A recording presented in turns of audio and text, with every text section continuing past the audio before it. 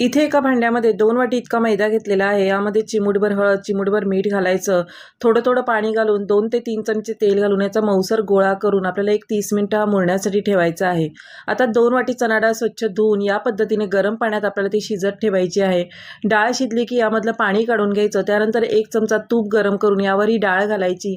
2 वाटी इतकी साखर घालून घेतलेली आहे। तुम्ही इथे गूळ देखील वापरू शकता।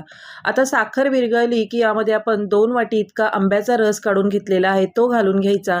हे मिश्रण थोडंसं घट्टसर होईपर्यंत आपल्याला परतून घ्यायचं आहे आणि त्यानंतर आपल्याला हे थोडंसं कोमट असताना मिक्सरमधून वाटून घ्यायचं आहे। तुम्ही इथे पुरण यंत्राचा देखील वापर करू शकता।